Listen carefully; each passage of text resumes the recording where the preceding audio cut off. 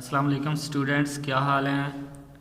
अच्छा स्टूडेंट्स, सबसे पहले तो मैं आपको बता दूं कि जिन लोगों ने मेरा चैनल अभी सब्सक्राइब नहीं किया वो सबसे पहले मेरे चैनल को सब्सक्राइब करें, और अगर क्वेश्चन समझ आ जाए तो वीडियो को लाइक ज़रूर किया करें। उसके अलावा स्टूडेंट्स, हमने ये वर्ड प्रॉब्लम कर लिए थे। आगे हमारा टॉपिक है मल्टीप्लिकेशन। तो ये एक कंसेप्ट है, इसको समझना बहुत ज़रूरी है। इसके लिए आपको सबसे पहले कम अज़ कम 2 से 10 तक टेबल याद करने पड़ेंगे। तो टेबल अगर याद हो जाए तो फिर आप इसको आसानी से मल्टीप्लाई कर सकते हैं। तो चलते हैं बोर्ड पे और इसके मेन पॉइंट्स आपको बताते हैं। जी स्टूडेंट्स, बोर्ड पे चलते हैं।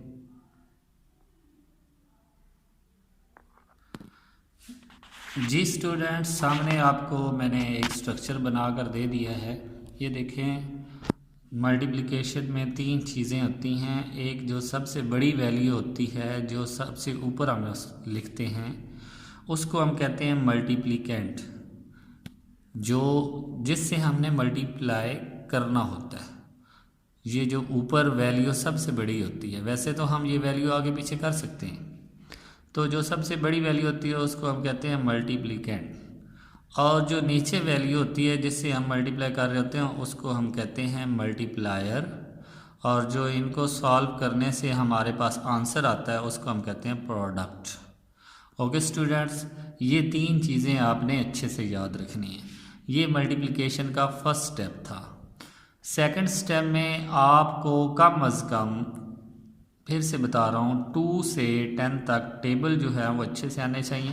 और इंशाल्लाह एक नेक्स्ट लेक्चर में मैं आपको ट्रिक बताऊंगा कि टेबल किस तरह याद किए जाते हैं और कैसे याद रखे जाते हैं। वो इंशाल्लाह आज या कल आपको वो ट्रिक बता दूंगा। ओके स्टूडेंट्स, तो बढ़ते हैं। इस क्वेश्चन को अब सॉल्व कैसे करना है तो वो मैं आपको बताता हूँ। जी स्टूडेंट्स, सामने मैंने आपको क्वेश्चन का एक स्ट्रक्चर बनाकर दे दिया है। सबसे पहली बात ये याद रखें कि आपने मल्टीप्लिकेशन जो होती है वो पेज के राइट साइड कॉर्नर से स्टार्ट करनी होती है।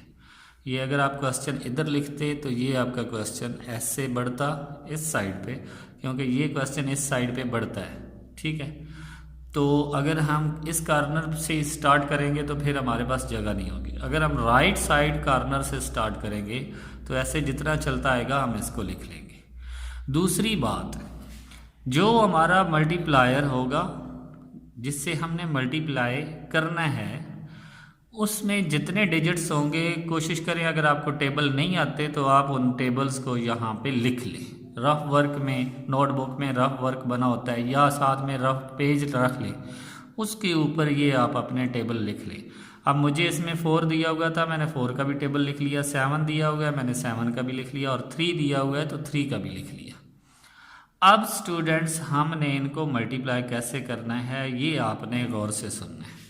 तो मल्टीप्लाई भी आपने क्या करना है, मल्टीप्लायर का जो राइट साइड का पहला डिजिट है उसको राइट साइड से मल्टीप्लाई करना है। यानी कि पहले 7 से, फिर 4 से, फिर 5 से, फिर 8 से और फिर 3 से। फिर आगे नेक्स्ट स्टेप में मैं बताऊंगा कि क्या करना है। तो सबसे पहले 3 7 यहाँ से 3 के टेबल में चले जाएं तो ये आपको 3 7 क्या मिल रहा है, 21। तो ये 1 जो है ये तो इसके नीचे आ जाएगा, ऊपर ये 2 इसके ऊपर कैरी चला जाएगा। ठीक है, फिर 3 4 3 के टेबल में ये हमारे पास 3 4 12। तो 12 प्लस 2 करेंगे, ऊपर जो कैरी होता है वो प्लस करते हैं। तो 12 प्लस 2 कितना होता है, 14। अब 14 का 4 लगेगा, 1 क्या हो जाएगा, कैरी हो जाएगा।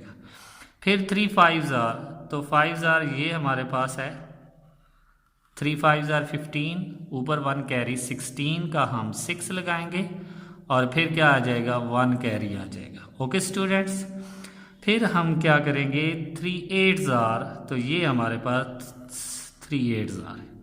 3 8 24, 24 प्लस 1 कैरी था 25, उसका हम 5 लगाएंगे और 2 हमारा कैरी चला जाएगा। अब 3 3 ये हमारे पास 9 आ गए, तो प्लस 2 भी है, तो 9 प्लस 2 11। अब यहाँ पे हम एक ज़ीरो लगा देंगे जब हम दूसरे डिजिट से मल्टीप्लाई करेंगे। अब ये ज़ीरो क्यों लगा रहे हैं ये ज़रा समझें। असल में ये 7 क्या है, ये हमने पीछे पढ़ा है कि 7 जो है वो 10 की प्लेस है, तो हम इसको 70 + 3 लिख सकते हैं। तो 3 को तो हमने मल्टीप्लाई कर दिया, अब हमने 70 को करना है, तो इसलिए 70 को जो ज़ीरो होगी वो हम इधर लिख लेंगे, पीछे 7 रह जाएगा तो उसको हम इसी तरह फिर मल्टीप्लाई करेंगे। ओके स्टूडेंट्स, समझ आ गई? तो अब हमने असल में 70 से मल्टीप्लाई करना है, तो 70 की बजाय 70 की जो ज़ीरो थी वो मैंने इधर लगा दी, अब पीछे 7 रह गया, उसको मैंने फिर से राइट साइड से मल्टीप्लाई करना है। ओके स्टूडेंट्स, अब इसको मल्टीप्लाई करते हैं। अब हमने किससे मल्टीप्लाई करना है? 7 से। तो 7 7 ज़ार 7 के टेबल में आ जाएं। ये 7 7 ज़ार क्या है हमारे पास? 49। 49 का हम यहाँ पे 9 लगाएंगे और यहाँ पे क्या चला जाएगा? 4 कैरी चला जाएगा। फिर 7 4 ज़ार, तो ये हमारे पास 7 4 ज़ार है, क्या है? 28। 28 प्लस ऊपर 4 क्या है? 32, तो 2 आ जाएगा, 3 कैरी चला जाएगा। फिर 7 5 ज़ार, तो 4 के नीचे ही 5 है, ये 35 आ रहा है। 35 प्लस 3 ऊपर है, तो 35 प्लस 3 38। 38 फिर 3 कैरी चला जाएगा। फिर आपने 7 8 ज़ार, 7 8 ज़ार ये आ गया, ये क्या है? 56। 56 में आपने ऊपर क्या था? 3 था, तो उसको प्लस करना है। 56 प्लस 3 59, तो ये हमारे पास 9 आ जाएगा और 5 हमारा कैरी चला जाएगा।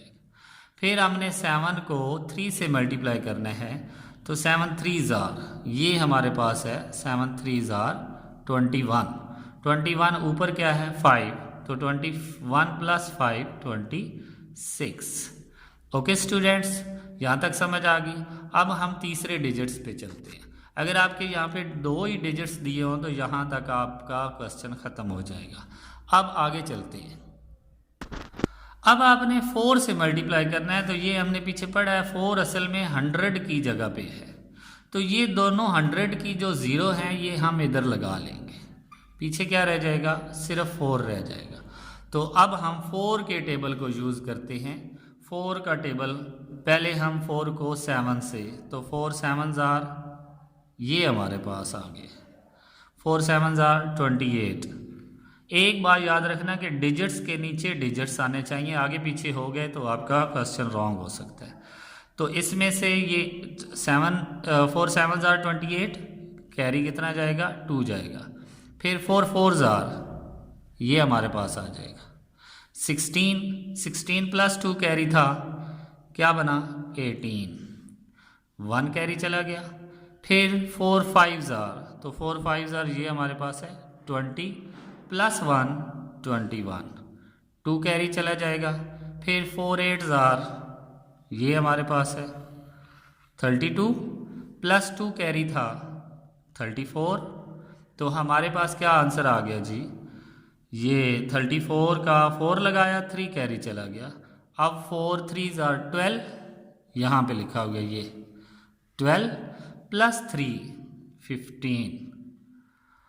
अब यहाँ तक तो हमने इसको मल्टीप्लाई कर लिया, तमाम डिजिट्स हमारे ख़त्म हो गए। अब हमने क्या करना है? इनको प्लस करना है। ऐसे हमने इनको क्या करना होता है? प्लस करना होता है। तो ये 1 प्लस 0 0 1 आ जाएगा। 4 प्लस 9,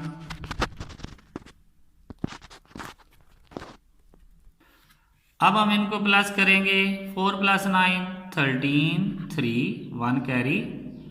अब 1 प्लस 6 7 प्लस 2 9 प्लस 8 17, 1 कैरी।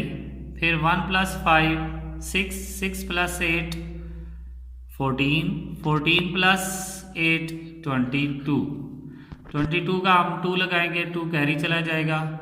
फिर 3 प्लस 9 12, 12 प्लस 1 3 प्लस 9 12, 12 प्लस 1 क्या बनेगा? 13, 1 कैरी। फिर 1 प्लस 1 2, 2 प्लस 6 8, 8 प्लस 4 12, 2 1 कैरी। फिर हमारे पास 3 प्लस 5 8 और ये 1। तो ये हमारा आंसर आ जाएगा। इस तरह हमने मल्टीप्लिकेशन करनी है, चाहे हमारी 2 डिजिट्स हो चाहे हमारी 3 डिजिट्स हो। ओके स्टूडेंट्स, अगर आपको मेरे क्वेश्चन की समझ आ गई हो तो प्लीज़ वीडियो को लाइक ज़रूर कर दें और दोस्तों में शेयर करें। और इसके लिए मैं बार बार आपको कह रहा हूँ कि आपने टेबल अच्छे से तैयार करने हैं ताकि आपको मल्टीप्लिकेशन आ सके। ओके स्टूडेंट्स, अगर आपने मेरा चैनल सब्सक्राइब नहीं किया तो सबसे पहले मेरे चैनल को सब्सक्राइब करें। अल्लाह हाफिज़।